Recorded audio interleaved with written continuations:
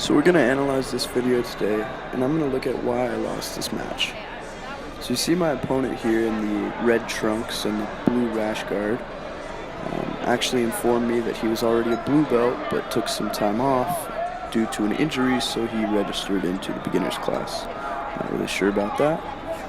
So you see I come out pretty aggressive here, doing some hand fighting and some head ties, and my opponent is going to try to pull guard. Here I start to work on my pass. I'm using a lot of pressure, untangling my legs, and I'm starting to cut and do my knee slice. So I get one leg passed and the other one, and then I clear his bottom leg and I get to a good side control. Now here's where I would want to be patient and wear my opponent out. But instead, I got very impatient and I tried to rush the process. You see here, I'm trying to go to mount, and I completely just gave up my position, leading to a scramble scenario. Now my opponent was pretty lethal from his open guard and looked like he had quite a few tricks up his sleeve.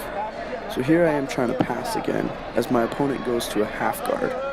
Now what I would want to do is flatten out his hips, but I was focused on applying pressure to the torso and incorrectly using the technique that I should have been using to pass his half guard. Now you see my opponent's starting to go to the triangle.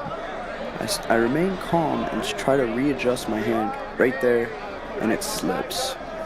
Now as I get into the triangle here, I'm very calm, but as I go to start to try to stack, my opponent takes advantage of these movements and sinks in his triangle deeper, and you see him readjusting it here. Now if I had just remained in the position I was in, the dominant position I was in, I could have progressed the match and wore him down as I was up by points. But instead I got impatient, and now we see what happens. My impatience cost me the match.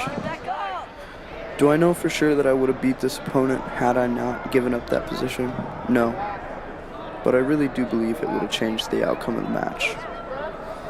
This is a clear illustration of why you should always do position before submission and never get impatient. The rest of the match is just me in the triangle trying to survive. I remember gurgling on my spit and almost passing out before I tapped.